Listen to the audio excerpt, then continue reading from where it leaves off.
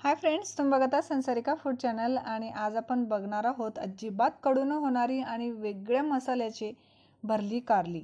खूपच टेस्टी होतात, नक्की घरी ट्राय करून बघा। चला तर मग सुरू करूया। इथे मी कारली स्वच्छ धुवून घेतली आहे। आता आपण ती कापून घेणार आहोत। त्यासाठी त्याचं मागचं आणि पुढचं टोक कापून घ्यायचं आहे आणि तुम्हाला वाटेल तसे छोटे मोठे तुकडे करून घ्यायचे आहे आणि मधोमध काप देऊन घ्यायचं आहे। जसं आपण भेंडी करताना करतो सेम तसेच काप करून घ्यायचे आहे। तुम्ही बघू शकता मी कारलं मधोमध कापून घेतले आहे आणि एका कारल्याचे मी 3 तुकडे करून घेतले आहे। आता आपण त्यातले बिया काढून घेणार आहोत। या बियांची तुम्ही चटणी बनवू शकता। याची चटणी खूप सुंदर लागते।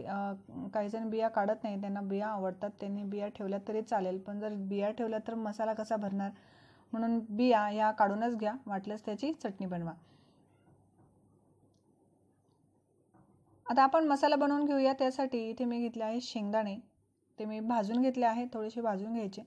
त्यानंतर सुकं खोबरं आणि थोडासा लसूण। आता आपण हे मिक्सरला तसंच फिरवून घेणार आहोत, पाणी न टाकता अगदी कोरडंच आपण ते फिरवून घ्यायचं आहे। तुम्ही बघू शकता। आता आपण ते एका बाउलमध्ये काढून घेऊया। त्यानंतर आपण त्यामध्ये टाकणार आहोत एक मोठा कांदा, तो मी कापून तव्यावर फक्त थोडासा भाजून घेतला आहे।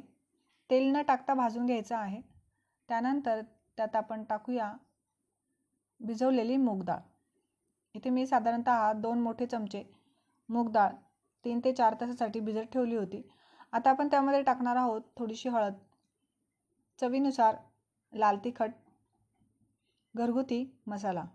हा तुमच्या आवडीनुसार चवीनुसार तुम्ही कमी जास्त सुद्धा करू शकता, किंवा तुम्ही कांदा लसूण मसाला सुद्धा वापरू शकता, किंवा गरम मसाला सुद्धा वापरू शकता। आता आपण त्यामध्ये चवीनुसार मीठ ॲड करायचं आहे आणि अगदी थोडासा गूळ। आता हे सर्व साहित्य आपण मिक्स करून घ्यायचं आहे आणि मिक्स झाल्यानंतर आपण ते कारल्यामध्ये भरणार आहोत।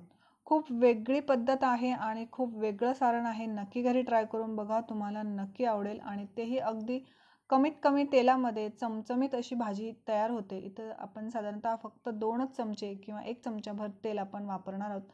आपला मसाला रेडी झाला आहे। आता आपण तो कारल्यामध्ये छान भरून घ्यायचा आहे। जर तुम्हाला वाटलंच तर मसाला बाहेर येत आहे तर यामध्ये तुम्ही 1 चमचाभर बेसन ॲड करू शकता, ते सुद्धा तुम्ही भाजून घ्यायचं आहे।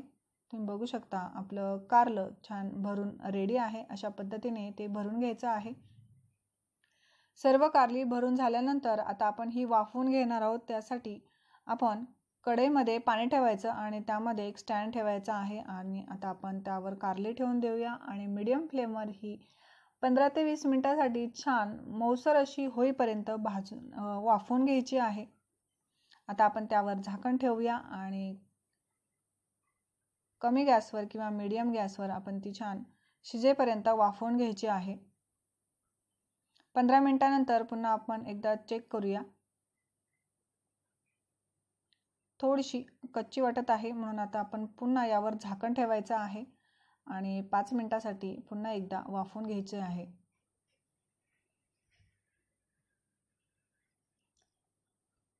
5 मिनिटांनंतर तुम्ही बघू शकता आपली कारली छान वाफवून रेडी आहे। आता आपण ही तेलामध्ये अगदी थोड्याशा तेलामध्ये परतून घ्यायची आहे, म्हणजे ती छान खमंग अशी होतील। यामध्ये तुम्ही चिंचेचा कोळ सुद्धा वापरू शकता, त्याने सुद्धा चव ही अप्रतिम येते।